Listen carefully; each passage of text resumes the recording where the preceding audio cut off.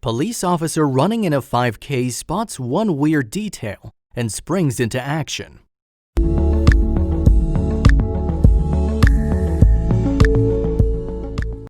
We've all had those days. From the moment the alarm clock beeps, there's no time to spare.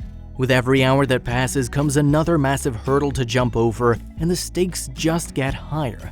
Still, you just gotta keep your eye on the finish line where the reward is worth the journey.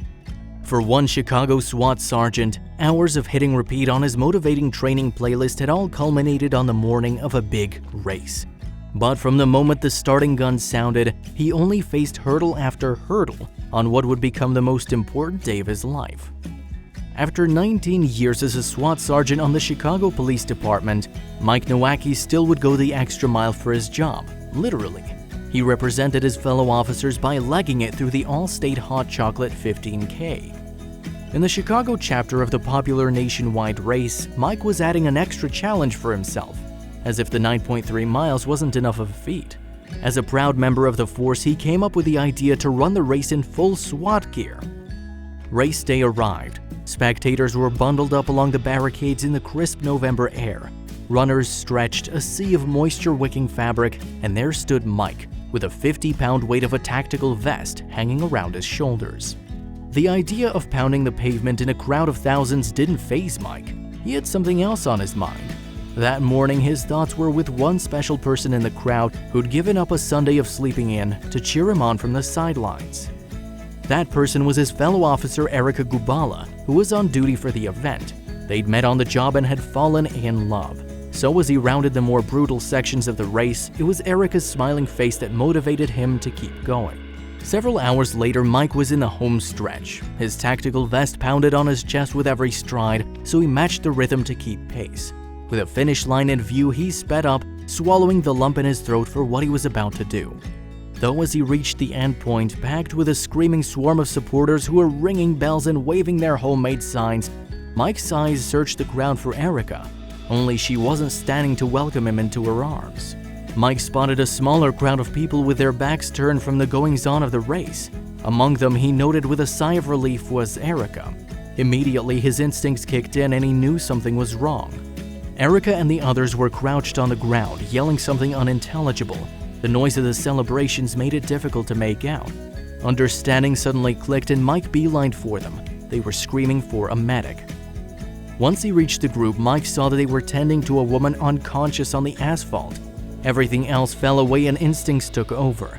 After checking for a pulse and listening for breathing, he jumped straight into CPR. Someone scrambled to call 911 and Mike continued compressions right there in the street.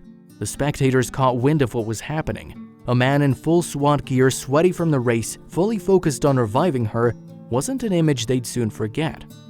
Luckily, EMTs arrived on the scene after a few minutes of Mike's continued efforts. They took over, placing AED pads on the still unconscious woman's body.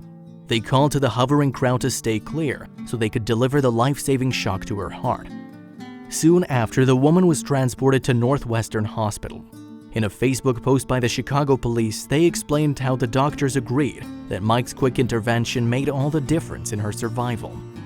For the first time, Mike took a well-deserved breath of relief.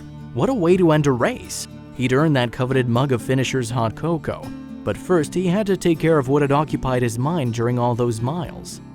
There was Erica waiting to wrap Mike in a hug and for a much-needed rehashing of the high-stakes save that just played out. Though instead of surging into the nitty-gritty of his superhero-style response, Mike fixed her with a meaningful stare. Mike blurted out, "Erica, I don't know what to say," and dropped to one knee. The reality of what was happening hit her. All the perfect words he'd planned to say on the run had flown out the window in the chaotic aftermath of the race. The words didn't matter though.